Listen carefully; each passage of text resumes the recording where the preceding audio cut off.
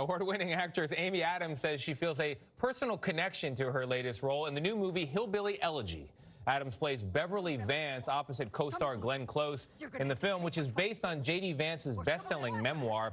It has been one of the most popular movies on Netflix in recent weeks, but surprisingly, critics have tossed almost nothing but hatchets, creating what director Ron Howard told us is, quote, the biggest differential he's ever had between critical consensus and audience approval ratings. Think about that. We talked with Amy Adams about this weird gap and also why the movie, nonetheless, resonates with viewers. I always feel like I've yet to make a film that everybody agrees on, and so I keep trying. But I actually don't think it's a negative sign. I think actually, you know, a movie should not be bland. It should inspire strong feeling. That was something like growing up. When someone I'd rather, as much as I want to be liked, indifference was the worst thing, because I would chase the indifference constantly to try to force an opinion one way or the other. Amy Adams says she didn't have to force anything to get into the mind of J.D. Vance's real-life mother, Beverly. I just had a down, month. Though she played a woman struggling with addiction in Appalachia, where Vance once wrote, poverty is the family tradition. You can't just take him because he's not yours. Well, he might as well be. I want to go. Adams says she felt a connection. You want to go and live with her? What about it is familiar from your background? Well, I just think sort of this idea that we pass on the traumas of our ancestors, and how do we stop that from happening? That's something that weighs heavy on me as a mother, sort of how do I keep things that I suffered through from occurring with my daughter? How do I break that cycle? Are you thinking about addiction in particular, or poverty, or some other kind of hardship? For me, the thing that I battle with is a lot of self-doubt, and I question myself and finding my voice. It took me a really long time to find my self-worth and my agency, and that's something I don't want to pass on to my daughter. The feeling of being comfortable in your surroundings, you mean? Yeah, comfortable in my surroundings, comfortable in my skin, comfortable with an opinion, comfortable with people not liking you.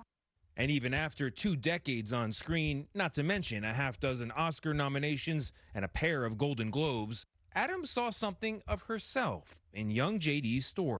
J.D.'s does this transformation from Ohio and Kentucky to Yale and feels a little bit out of water. Were you able to relate to that, going from small-town Colorado to... Absolutely. I didn't always feel like I belonged, and definitely coming to Hollywood and sort of getting the opportunities that I've had, I've definitely fallen into the imposter complex from time to time, probably even still.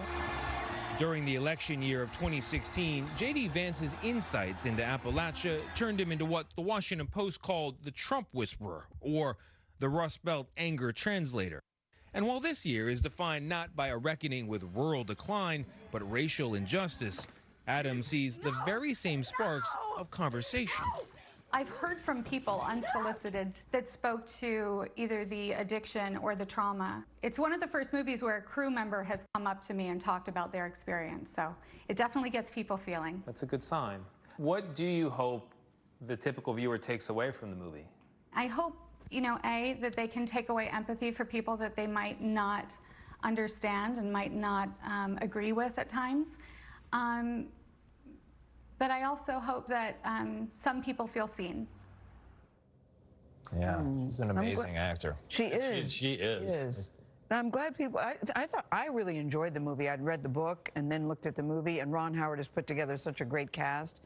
I realize the reviews may not be so great, but I love all their attitudes about it. Yeah. I thought Ron Howard said it very well. Yeah, well, it's very peculiar that some of these publications that so hailed the book are now coming after the movie with criticism. And it's sort of a sad thing that happens in this country where it's like, if we're focusing on this group and its problems, we can't also acknowledge that this other group also has problems. Yeah. And like, it's not a contest of suffering. Both problems matter. Yeah. But so far, so good in terms of the viewers, what the viewers think. Yeah, that's all that matters in the end, ultimately. But it's amazing here. Ron Howard has done a lot of movies. Yes, and he for him to has. say this is the biggest gap, That is what matters. I look forward to every Amy Adams performance, no matter what. That's She's for sure. so Me too. Me too.